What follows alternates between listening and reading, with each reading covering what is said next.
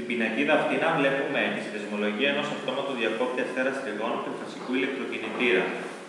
Τοποθετήσαμε τα πλαίσια για να περάσουμε μέσα τα καλώδια, αλλά και για να φαίνεται ότι είναι ένας πίνακας αυτοματισμού. Μέσα και στην πάνω σειρά τοποθετήσαμε έναν τριφασικό διακόπτη, 3 ασφάλειες τήξεως για κάθε φάση και ενδεικτικές λιχνίες για κάθε φάση. Μετέπειτα βλέπουμε ότι υπάρχει η ασφάλεια από το βοηθητικό κύκλωμα και η ενδεικτική της λιχνία.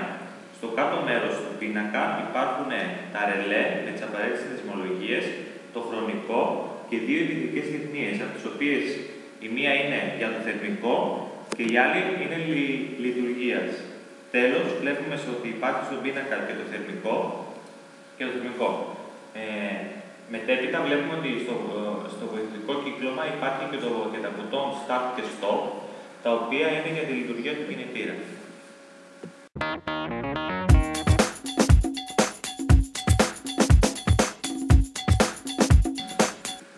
Στην πινακίδα αυτή συνδέσαμε τον αυτόματο αλλαγής φοράς περιστροφής τριφασικού κινητήρα. Τοποθετήσαμε τα πλαστικά πλαίσια για να περάσουν μέσα τα καλώδια της συνδεσμολογίας, αλλά και για να δίνει την αίσθηση ηλεκτρικού πίνακα. Στο πάνω μέρος του πίνακα συνδέσαμε το τριφασικό διακόπτη, 3 ασφάλειες τήξης για κάθε φάση με τις ενδεικτικές τους λιχνίες, την ασφάλεια από το βοηθητικό κύκλωμα και την ενδεικτική της λιχνία. Στο κάτω μέρος συνδέσαμε 2 ρελέ με την απαραίτητη συνδεσμολογία και τοποθετήσαμε και 2 ενδεικτικές λιχνίες για να μας δείχνουν τη φορά του κινητήρα. Τέλος, συνδέσαμε και το θερμικό. Επίσης, συνδέσαμε στο κύκλωμα και τα μπουτόν για δεξιόστροφη φορά και αριστερόστροφη και το μπουτόν Stop.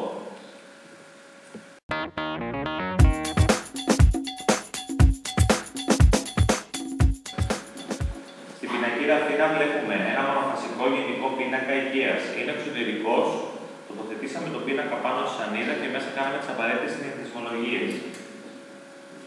Μέσα συνδέσαμε ένα γενικό διακόπτη, έναν αντιλικοπληξιακό, την ασφάλεια τήξης και την ενδεικτική λιχνία. Μετέπειτα συνδέσαμε 2 ασφάλειες 10 αμπέρ για τα φώτα και 2 ασφάλειες 16 αμπέρ για το πηδείο και τον κλιματισμό. Τοποθετήσαμε μία ασφάλεια 20 αμπέρ για το θερμοσύφωνα και μία 25 αμπέρ για την κουζίνα. Στο τέλος, συνδέσαμε και μία πρίζα με δικό της διακόπτη για οικιακούς σκοπούς. Έξω στο πορτάκι του πίνακα τοποθετήσαμε μία φωτογραφία που δείχνει μέσα εσωτερικά τον πίνακα και απ' έξω τη συνδεσμολογία για εκπαιδευτικούς σκοπούς.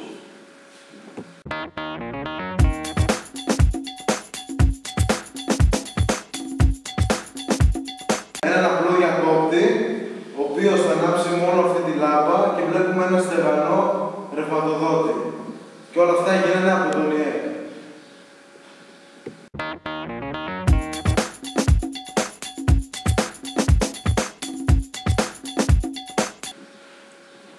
Λοιπόν, εδώ έχουμε μια συνδεσμολογία διακόπτη κομμουνατέρ που μπορούμε να ελέγξουμε από ένα σημείο 2 φωτιστικά μέρη.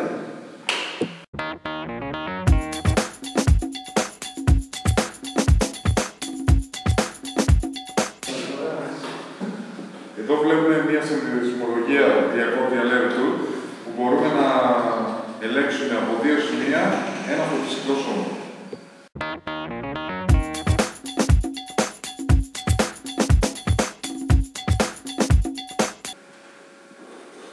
Εδώ έχουμε μια συνδεσμολογία φωτοκυτάρου μέρας νύχτας που το φωτιστικό σημείο όταν ανοιχνεύσει τη νύχτα, τότε ανάβει.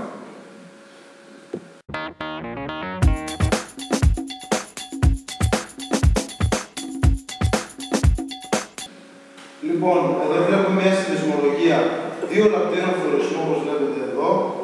Λοιπόν, που είναι σε σειρά με ένα μπάλας και 2 starter, τα οποία ανάβουν και λέγονται από ένα διακόπτη.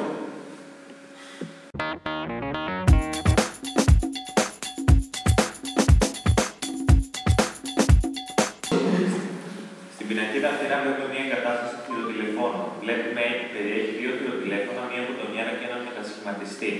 Τα θηροτηλέφωνα μπορούν να είναι σε διαφορετικό διαμέρισμα, σε ξεχωριστό όροφο, αλλά μπορούν να είναι και το ίδιο διαμέρισμα με συνδεσμολογία ενδοεπικοινωνίας. Η συνδεσμολογία έγινε βάση με το εγχειρίδιο του κατασκευαστή πίσω από την πινακίδα.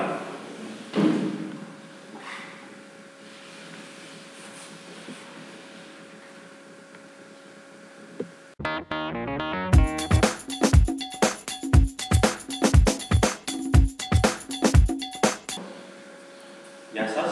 Έχουμε εδώ πέρα δύο κουδούνια διαμερίσματος κατοικίας, τα οποία έχουν το κάθε κουδούνι ξεχωριστό μπουτόν.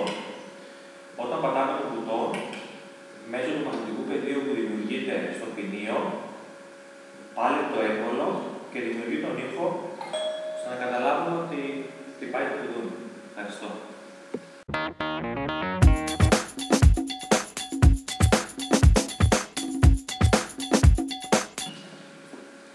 Καλημέρα. Το ΙΕΚ Ηλεκτρολόγων Περίρας σήμερα θα σας παρουσιάσει ένα σύστημα αυτόματο διακόπτη κλίμακοστασίου. Ωραία. Περιέχει 3 λάμπες, μια συνδεσμολογία εδώ πέρα, όπως είναι βασικές συνδεσμολογίες κλίμακοστασίου, και 2 διακόπτες και έναν ασφαλοδιακόπτη με χειριστήριο, ώστε να το ρυθμίζουμε εμείς τα πόσα δευτερόλεπτα θέλουν να μένουν ενεργές οι λάμπες.